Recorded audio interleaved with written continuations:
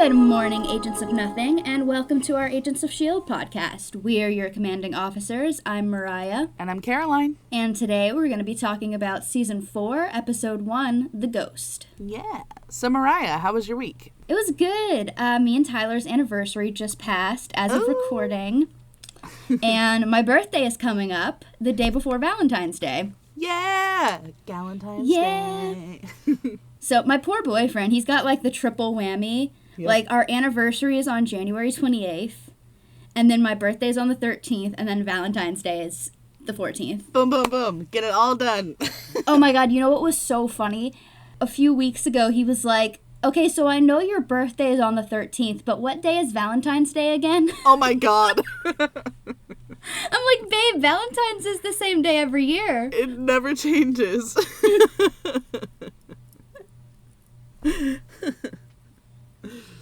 That's amazing. I love that. How was your week? Mine was good. David just got a new job, so we're very excited about that. Woo! He's been kind of holding out. He turned down a couple of like pretty good offers for this one that's like kind of everything that he was looking for. So yeah, we're excited about it. Nice. Yeah. And that's all. That's all. All right. Are we ready to get started? I think so. I'm excited about this one. This one had like a lot of good fun facts. Yay. I can't wait. So this episode was written by showrunners Jed Whedon and Marissa Tancharoen, and directed by Billy Gearhart. Billy. The episode begins the season's first pod of 8 episodes, subtitled Ghostwriter, which Tina talked about in our interview. You didn't know it at the time, but we talked about season 4 being split into parts. Okay, that sounds familiar. Yeah, it's in like 3 or 4 parts. I can't quite remember. I think 3. Tina. Tina. I miss her. I hope she's doing well. Yeah, I see her TikToks all the time. Hi, Tina, if you're listening. Hey, Tina. So, The Ghost originally aired on ABC on September 20th, 2016, at the later time of 10 p.m., which allowed it to be darker and more mature than previous seasons. Ooh. And they came in hot with this one. Yeah, truly. They were like, 10 o'clock? Guess what? Ass.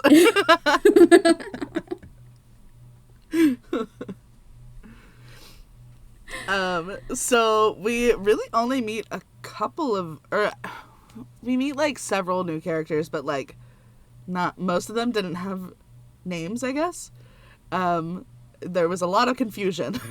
Yeah. Just like a lot of new faces that I didn't know who they were, and so they just immediately left my brain.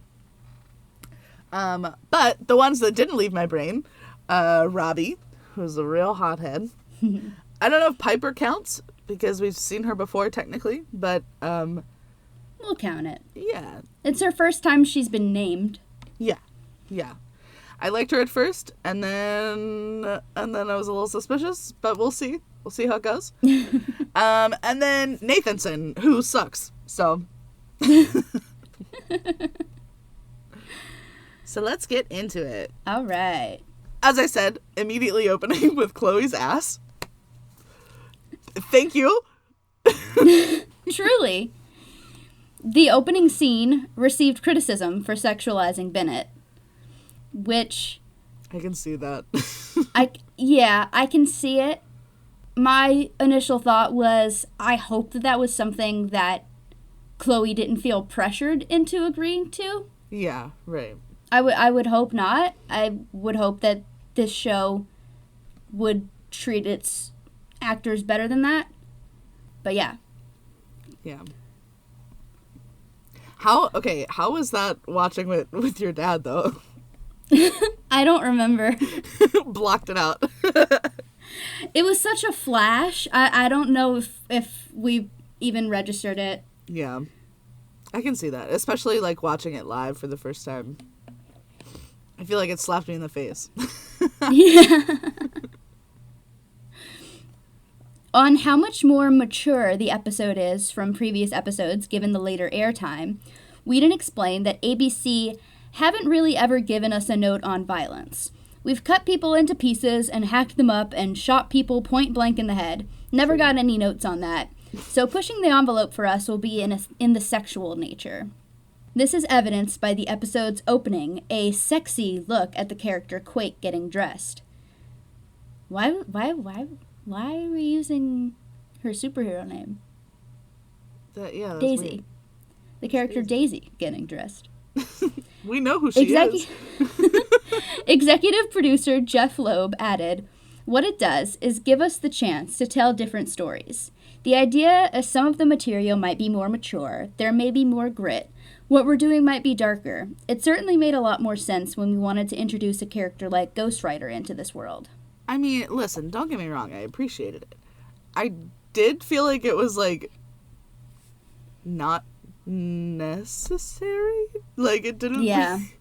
It was just... Because, like, she's not, like, really wearing anything crazy or, like, revealing throughout the rest of the episode.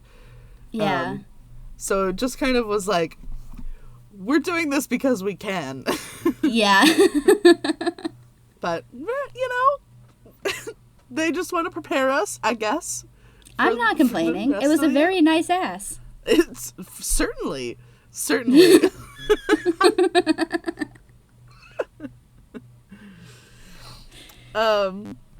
Anyway, and then also drugs. I mean, you know. Drugs. There were drugs. And then some gross dude in a truck driving terribly decides that they are going to shoot anything that moves, which then apparently means like an empty store window. That made me laugh a lot. So Daisy stops the guy that's shooting the empty store window, and then he begs her to help him before, quote, he's gonna kill us all. And then there's another, like, threateningly nice car coming towards them that they decide to shoot with a bazooka because that's what we have, I guess. And then the car blows up but keeps driving towards them while literally on fire. So such a cool effect. It was incredible. The episode's cold open was filmed at Mariachi Plaza over 4 nights and introduces Ghost Rider in a recreation of Robbie Reyes's comic introduction.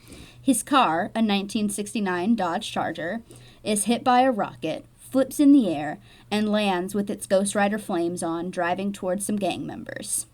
A CG double of the car was used for several shots in this sequence, while stunt driver Eric Norris drove the physical stunt car, and a third version was used for, quote, beauty shots. Ah. I love the beauty shots. Yeah. You gotta get those beauty shots in. You gotta get them in. So then the Ghost Rider gets out and then drags the driver of the other car into his flaming car, and Daisy just sees his flaming head as he drives away. So that was quite an opening. Quite. The series employed 16 Houdini artists to work on the Ghost Rider effects, up from the usual 2 or 3 used on the series to that point previously. Do we know what a Houdini artist is? Like the special effects people. Oh, okay. Got it. I was like, they like, I think that's like the company that they, what's the word?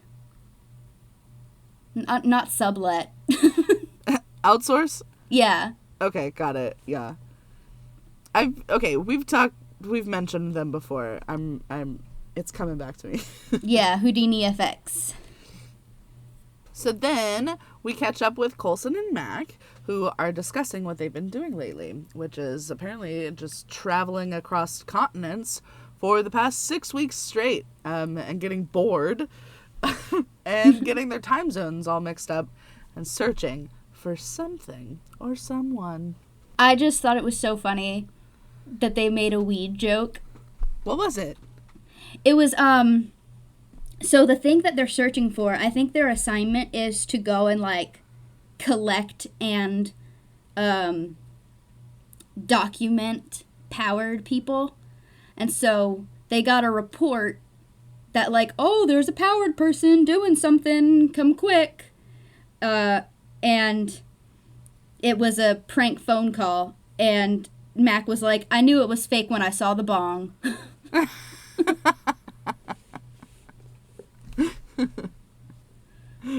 Oh my god. These writers were like, 10 o'clock, ass, drugs, weed, everything. I don't know why I counted weed as separate from drugs, but it's like kind of separate, I guess. Yeah. It's on a different level. At least, you know, I would like to think so. So Mac still calls Coulson sir accidentally. Coulson tells him that he's got to stop doing that because he's not the boss anymore, which is super weird. I was very confused. Suddenly, some other agent comes in and tells them that they have to make a surprise stop at HQ and then gives them no more information because it's classified. This apparently means a lot of work for the crew, but Mac is looking forward to seeing Fitz and Simmons, obviously. Yeah. And Coulson says, and May, which, thank you, but Mac says that maybe Coulson's a little more excited about seeing her than he is, which is rude. Mac. Truly. Speaking of May, she is teaching a class back at HQ on how to kick some ass. And only one student seems to be vibing with her. And I've been seeing this actress everywhere lately. She was on Good Trouble and This Is Us, and then something else that I couldn't remember, which I realized was this show. So...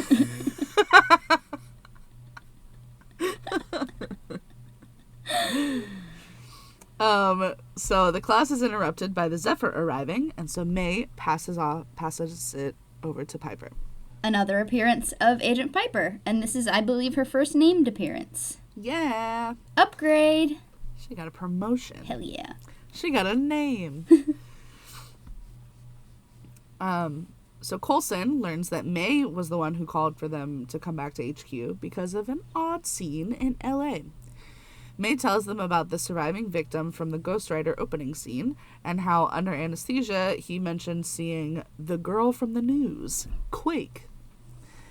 May tells Coulson and Mac that, quote, the director has apparently forbidden them from tracking Daisy themselves because he says that she has slipped through their fingers too many times.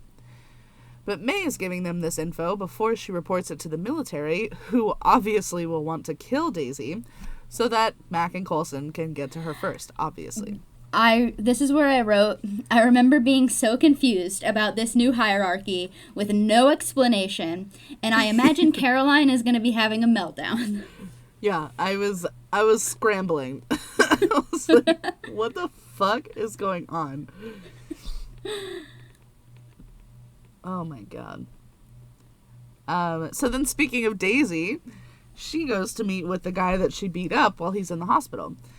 And the cops are literally chasing her, like, just mere feet behind her. And she easily holds the door closed so that they can talk. Which was so funny for no reason. He asks if the writer got his friends, and she tells him yes, except for one. And she'll need some information from him if she's going to save his remaining friend. But he says that once the writer burns you, he burns your soul and you never recover. And as he's saying this, he gets up out of his hospital bed. Terrible idea. And then the wound on his bandaged chest starts bleeding him out until he falls to the floor dead. This is why you don't get up out of your hospital bed. So Daisy then blasts a hole in the wall and hops out as the cops keep telling her to stop, as though that does literally anything. This looks terrible for Daisy. Like, truly. Except that they were literally watching through the window. I know, right? Yeah. So, like, I don't know. Because I was like, oh, yeah, this would look really bad if they if they only saw her hopping out the hole in the wall and then him dead on the floor, but they were literally like in the window the whole time, like, stop, what are you doing? And watching her literally. And then later on they're still like they still say that like there's a murder with an Asian female suspect. ACAB. ACAB. That's all I can say. And then, oh my god, literally the most beautiful shot of Simmons I've ever seen. She looked gorgeous. Like, slapped me in the face with this frame. I accidentally paused on it, and she literally was, like, glowing. I was like, holy shit. Elizabeth is so pretty. She is beautiful.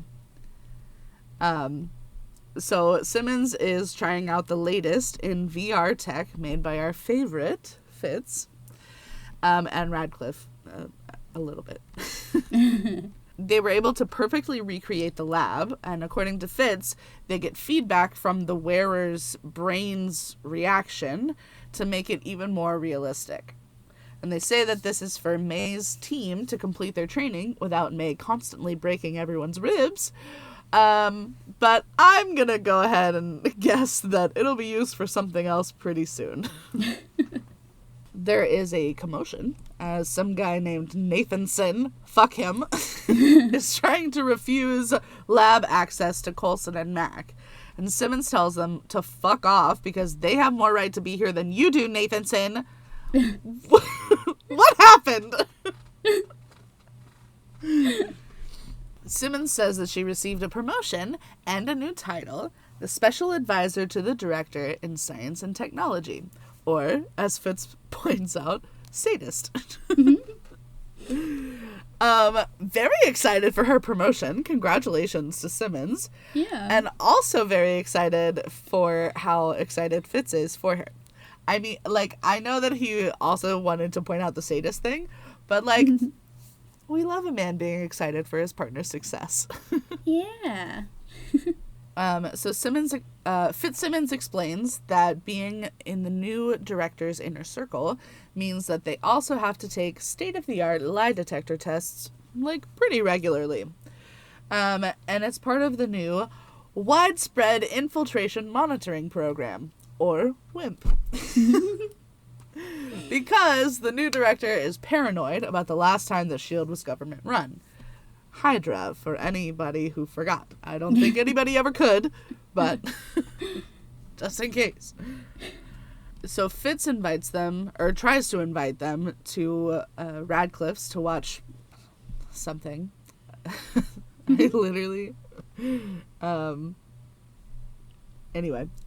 He says they're football teams, and Mac begs to differ. The audacity of us Americans to even joke about those not being football teams when we're the only ones who call what we do football. Right, yeah. We're the only ones. Yeah. It honestly, it was funny for Fitz to, like, name all these random fucking names because that is so... That's... just the UK in general. But, like, that in itself was funny. And then Mac being like, I don't think those are football teams. Like, bro. Imagine somebody being like, the Kansas City Chiefs, what are you talking about? Wait, okay. Does soccer? Okay, this is gonna... This is so stupid. Do, like, international football teams have mascots? I don't know. Because I feel like usually when I hear people talking about, like, the World Cup or something, they just state the like, location of the team. And here, our football, we usually refer to the teams as their mascot. Yeah, I don't know. I tried to Google it, and the only thing that came up was, like, American football team mascots. For our international listeners, if anybody, like, pays attention to football, please tell me, because I'm actually genuinely curious. Yeah. Me too. I've never thought about it before, but I don't know of any mascots for international teams. Interesting. Okay. So Fitz tries to invite them to watch the game, and Coulson tells them that unfortunately they only stop by to say hi and pick up their new toys because they have a classified mission that they have to get to right away. Everything's classified now. Fitz gives Mac his exploding pen that he asked for. For some reason. For some reason. And Coulson gets a new hand. That hand looked so weird. It was like an uncanny valley hand. The fingers were bent at like weird angles. Yeah. Yeah. They like bent back at the ends in like a weird way. I don't know. But I do love that he high-fived himself with it. Yes. So everyone obviously has to stop themselves from calling Coulson director and sir, and that makes me very sad. And then after they leave, Simmons can't watch the game with Fitz either. So sad. So sad. And then Daisy, I don't really know what she was doing at this point, but she left a huge tip for housekeeping, so that's all I need to know. Props. How could anybody not like her? Look at her. That was like thousands of dollars.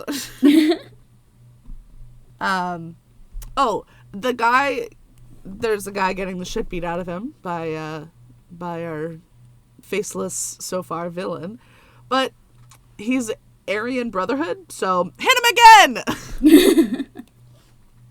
Mac and Coulson pick up Yo-Yo on their way to Daisy. We love it. Mm-hmm.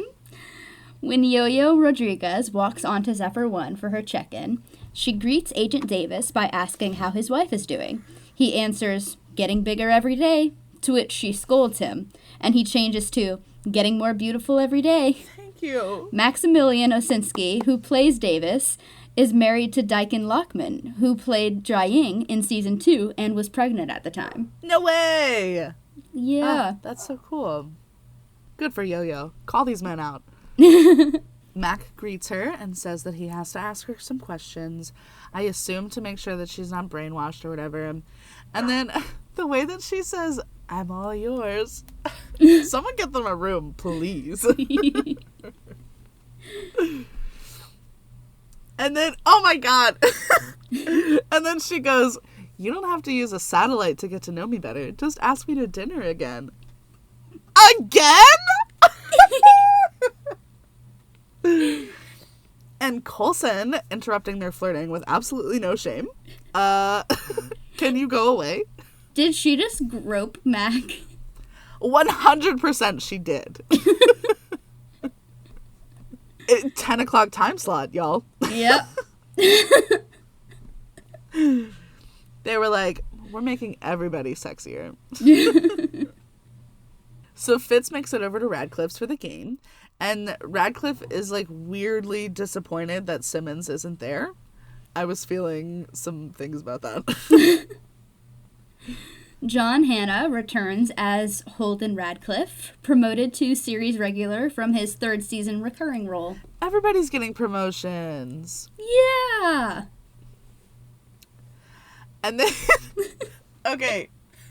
A coming out and Fitz being absolutely mortified was truly the funniest fucking thing. Him going, "What the hell?" He was absolutely beside himself because she walks into the room fully naked and just goes, "Hello."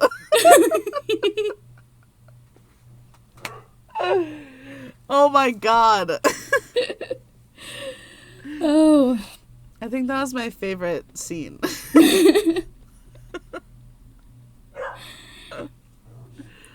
Sorry if you can hear my dogs. It's all good. In August, Mallory Jansen was cast as the android Ada, whose artificial intelligence was briefly voiced by Amanda Rhea during the third season finale. Interesting. Mallory Jansen is also very sweet. She is one of the people from the show who tweeted me about my video. Oh, cool. Oh. And I just remember being like, oh my god, even Ada. Ada? No way. That's interesting that it was literally a different person's voice before, because Radcliffe being like, you've heard her before, you just are seeing her now for the first time. Like, okay, actually we haven't heard her before. And then so Radcliffe is trying to like explain himself, and he's like, I'm not a creep. Don't worry. This isn't a perverted thing. I just have been dreaming my whole life of being able to build a robot that can pass for human. But why, though? Like, that is the creepy part. Why have you always wanted to do that? What is the reason? Fitz is absolutely beside himself because Radcliffe is legally not allowed to be experimenting like this without oversight. And Fitz is adamant about reporting this right away. But then Radcliffe offers to at least show him how it works. I mean... And how can a man of science resist? How could he resist? So then Daisy and Yo-Yo meet very covertly on a bus and never look each other in the face. Love Daisy's new look. Oh, yes. She honestly... can truly pull off everything. Anything and everything. Yeah. Elena lets Daisy know that S.H.I.E.L.D. is in town looking for her, and Daisy lets Elena know that she thinks she stumbled upon a serial killer. Elena also has smuggled some accelerated bone healing pills from S.H.I.E.L.D. specifically for Daisy, because apparently she's been using her powers too much. And they apparently have little meetings like this a lot because Elena already knows the drill to, like, wait 2 stops after Daisy to get off the bus. So, very interesting look into their lives for the past few weeks. Yeah. So, discussing Quake's mindset when the episode picks up, actress Chloe Bennett said, "She's not doing well. She's had a rough couple of years. She's taking some time, and I think it's kind of her way of protecting the people that she cares about. Everyone she's gotten close to, something bad has happened to them. It's her weird, selfish way of protecting them. Thus, the character's assertion in the episode to Ghost Rider that she deserves to die." Yeah. I have notes about that later, so we can talk about that more. For sure. Poor Daisy. Yeah. So Simmons brings May a new training toy, and apparently they have to sign for these things now. Interesting. And May is annoyed that Simmons has higher clearance than May now. Simmons asks if May knows anything about a report that's come in about a death or a murder with an Asian female suspect. Simmons thinks it might be Daisy, and May very passive-aggressively suggests that Simmons speak to the director about that since, quote, "You're one of the few people allowed or willing to do that." Oof. Whoa. Some animosity there, I'm sensing. Yeah. That was very uncomfortable. So Daisy then comes across a street artist spray painting a mural about the Ghost Rider. And at this point I was like, is this his actual name? Because I was calling him Ghost Rider just to reference the Nick Cage movie, but now they're referencing it too, and I'm like, this is Marvel? I didn't know that was a Marvel movie. Season 4 introduces the Robbie Reyes version of the Ghost Rider, who drives a Dodge Charger instead of a motorcycle. I had no idea that was a Marvel character, truly. Yep.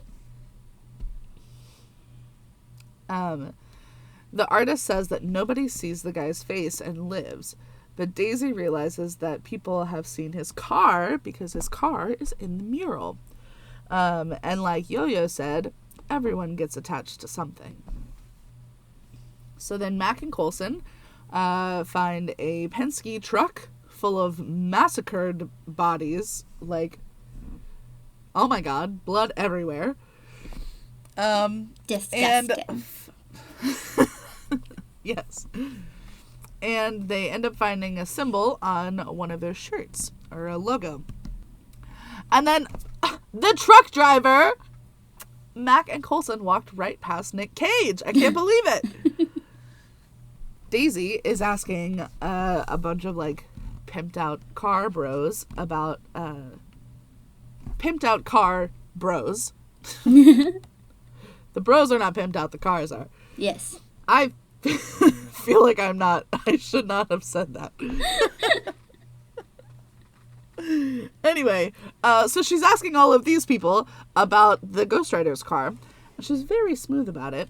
And so she gets a tip about a junk movie parts car yard. A junkyard with movie car parts. Simmons has figured out what's happening and is furious with May. Simmons corners her in the fishbowl area, so everybody can watch, but they can't listen. And they finally speak more frankly with each other about the situation they're in. May has been resenting Simmons, thinking that she's power-grabbing and trusting this new director and enjoying their team being broken up. But Simmons explains that she knew when the government took S.H.I.E.L.D. back over that their team would get separated and kept in the dark on everything. So she's been trying to gain the director's trust and gain as much power as possible to keep whatever modicum of control she can. May realizes that she was wrong about Simmons. I don't know why she would ever assume otherwise. Truly. Simmons has always shown up for this team. But Simmons is now sending May and her team to LA to stop Coulson. Help Coulson. Whatever. While Simmons stays back to try and clean up the mess here at HQ. Is your fan on? Oh shit, yeah it is. Hold on. 35 minutes in. What? I was like 35 minutes in and I finally noticed it. It's okay. Whatever. I mean, I don't think it'll pick up that much. Yeah, I'm sure it's fine. So, Coulson and Mac have found the building owned by the company that uses the logo that was on the dead guys' shirts. And so they start setting up, like, x-ray vision things around the perimeter of the warehouse. Because obviously they have that. It's just so easy. Radcliffe finally turns Ada back on and lets her tell Fitz herself why she was created. She explains that she is incapable of killing, so she couldn't be a weapon even if somebody wanted her to. Instead, she is intended to be used for protection or as a decoy. She would be a shield that protects real people. This is so freaky. Ada the android/robot is the first TV appearance of a long-time comic S.H.I.E.L.D. idea, the LMD, or Life Model Decoy. They've been used numerous times in the comics to explain things such as Nick Fury's apparent death. The first reference to life model decoys in the MCU was in The Avengers when Tony Stark attempted to avoid a video call from Agent Coulson, claiming to be the LMD for Tony Stark and reciting Stark's consultation hours. It didn't work. It's, like, very weird.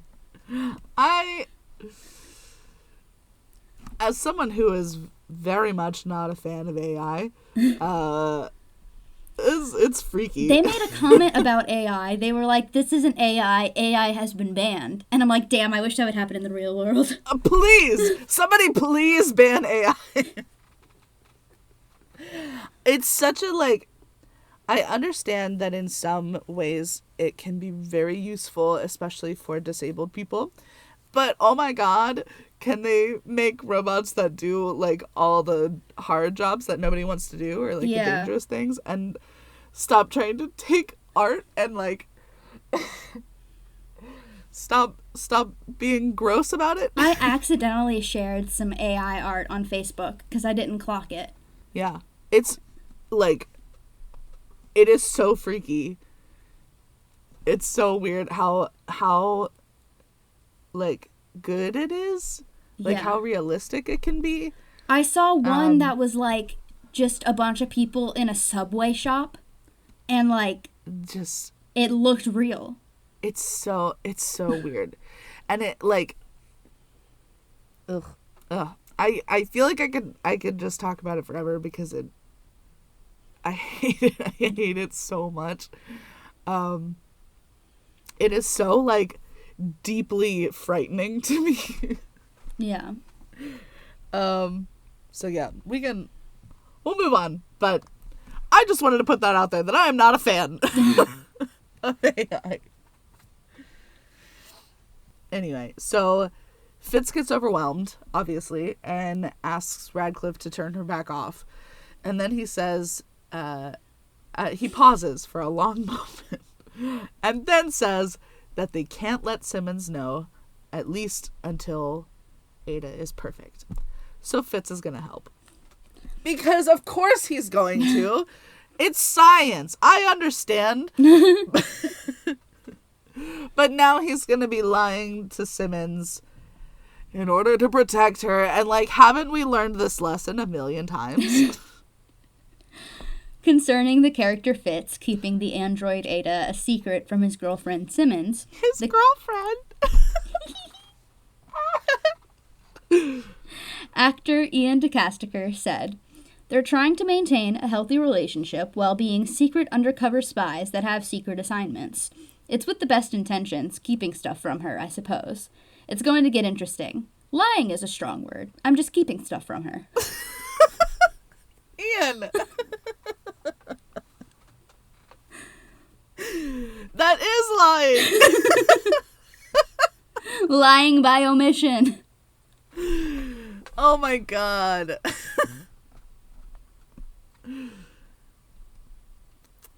Anyway, we'll just fly right past that. So Mac and Coulson are watching on the surveillance cameras that they hacked into as, I guess, a mob or crime boss arrives at the warehouse and reveals that they have a weapon powerful enough to defeat Inhumans. This must be the weapon that Daisy has been after. But then she gets caught up in the fucking Ghost Rider, and now she's missing it. Coulson and Mac decide not to intervene just yet and see if anyone else, like a certain superhero, shows up. Daisy meets the Ghost Rider as his alter ego Robbie at the junkyard and asks about a certain 69 Charger. Robbie, this is so... for him to be like, "Oh, I'll just show you the books," when he literally just closed the garage on it. I didn't think about that till just now, but he starts to tell her to come back another day and then changes his mind and offers to show her the book of sales in the office trailer. Uh-oh. I got a bad feeling about this. So Gabriel Luna, who plays Robbie, actually was the first person in the cast to reply to my video about Dad, if I remember correctly. Aww, we love Gabriel. Yes, he's very, very sweet. And I remember he called my dad Papa Keith. Oh, Papa Keith. That's so cool. So, thank you, Gabriel. Thanks, Gabriel. You started this podcast. Yeah, for real. Wow. So back over at the warehouse, the crime boss opens the box, and then a glowing dust comes out. And I thought that it was Hive's juice again, and I was grossed out by it. Mm-hmm. But this is a new one, a new juice. A ghostly face appears to the boss, and then he starts hallucinating and attacking everyone around him. And then all the cameras go out, so Coulson and Mac can no longer watch. Oh my god. So stressful. Daisy and Robbie are making conversation when suddenly Robbie gets a little creepy about it and then tries to attack Daisy. But luckily, she is too fast for him and quakes him into a car. Robbie says, "So you have the devil inside of you too." And I feel like there were other ways to say that, but okay. And then he like flames up or whatever, and then they run at each other like an anime fight. The effect of Ghost Rider and his flaming skull was imitated on set by Luna wearing a hood fitted with flickering lights that could be adjusted to match different temperature fire for different situations. The skull was then produced using CGI, with Luna wearing tracking markers on his face to provide performance reference for these sequences. Flames were also produced digitally. That's so cool. I want to see the hood. Yeah. With the flickering lights. Is it just like a hood, like a hoodie, and then you like attached like LEDs on the outside? Right. I don't know. That's cool though. I always wonder what that looks like in person, like on set. Yeah. And then like if they look really silly, even better. So May arrives to the warehouse just in time to save Coulson and Mac, obviously. And then her team infiltrates and takes out every single one of the mob people. And then a fucking ghost walks past May. Are you joking? We're getting ghosts now? Walks through May. Jesus. On the mystical weapon released from the box in the episode, Whedon said, "We are introducing a different supernatural element of the MCU, which happens to coincide with the release of Doctor Strange. So that's what's in the box, something along those lines." On how it will affect May now that she's infected by it, Wen said, "You never want May out of control. You don't want her to be paranoid." Whedon added, Truly. "You can assume that what happened to those other people might happen to her. It's not good." I love that he's like, that's what's in the box. I'm not actually telling you. Yeah. So Daisy and Robbie continue fighting while Daisy is like throwing out who he's killed as though he's like gonna be ashamed of himself or something. And she's like, "You killed a detective," and Robbie's like, "Fucking ACAB." He had blood on his hands.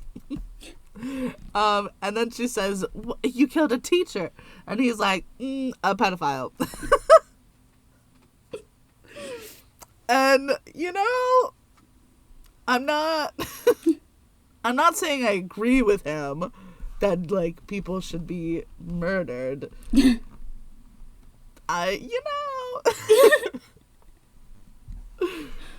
the world of the show, Yeah. Daisy's killed for less. Daisy says that he doesn't get to decide who lives and who dies, and he says, "I don't, he does." And then his head turns into the flaming skull. And he tries to throw like a big metal shelf on her, but she catches it with her powers. Obviously, she's too quick. And then she begs for the Ghost Rider to kill her because she deserves it. And then he says nothing and walks away. And, he's literally now the only person in her life to even insinuate that the shit that Hive made her do was not her fault.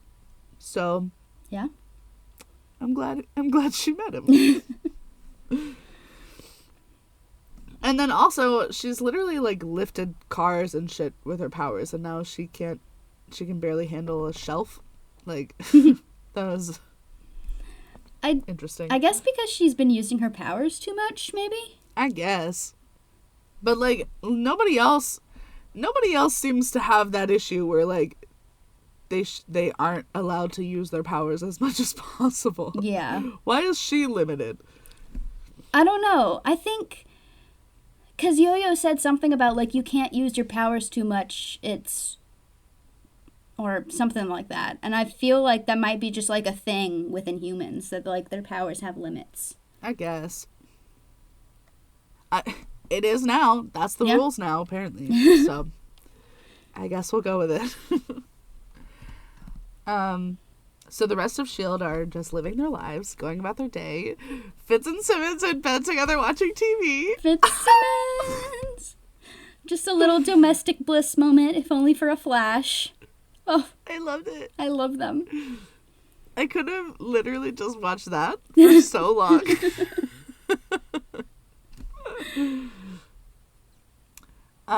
Yo-Yo gets a text of a picture of the Flaming Skull mural. Like, that's gonna help her find the guy.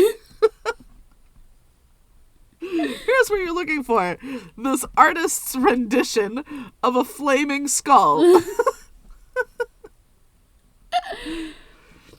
So Daisy watches from her van. Her van? With her little hula girl dashboard dancer again. I love it. She watches from across the street as Robbie helps his little brother out of a car and into a wheelchair. And then she says, everyone's attached to something, and drives off. When Ghost Rider was confirmed to be joining the season at San Diego Comic-Con, after months of speculation, Gabriel Luna was revealed to be cast in the role. Lorenzo James Henry was later revealed to be cast as his younger brother, Gabe Reyes. I confused myself for a second because I was like, they have the same name? That's the actor's name.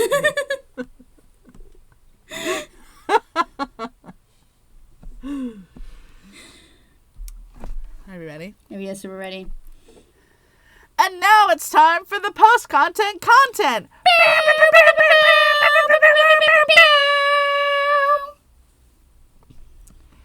Coulson and May are playing the same game that he and Mac were playing earlier on the Zephyr, while waiting to get back to HQ, where Coulson is going to be in big trouble for his side mission. Coulson says it's nice for them to get to just hang out, though, even for a moment. And as he's talking, May starts to hallucinate the same ghostly face on him that the crime boss was seeing on his guys. The Zephyr's haunted. May is haunted. Oh, no. Oh, my God. Oh, no. Overall thoughts? Is this really the direction that we're heading? Haunted Shield. This is so... I didn't see that coming at all.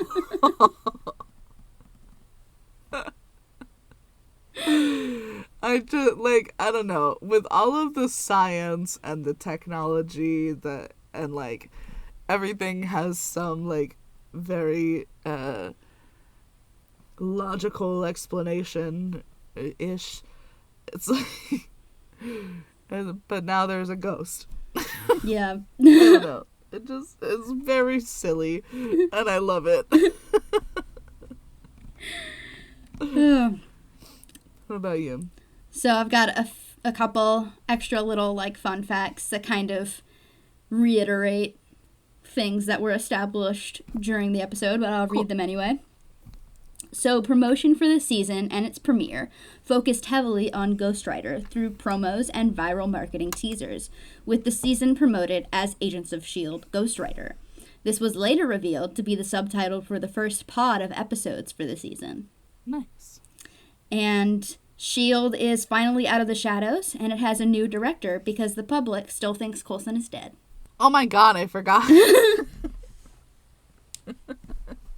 How long has he been dead now? 2 seasons? Yeah, well, no, this is 2016, and he died in 2012. Oh my God. So, a good 4 years. Season 4. Wow. Well, that concludes our episode on the Season 4 opener, The Ghost. Woohoo! Next time, we'll be covering Season 4, Episode 2, Meet the New Boss, so stay tuned for that. Oh my God. Okay, bye! Bye, love you!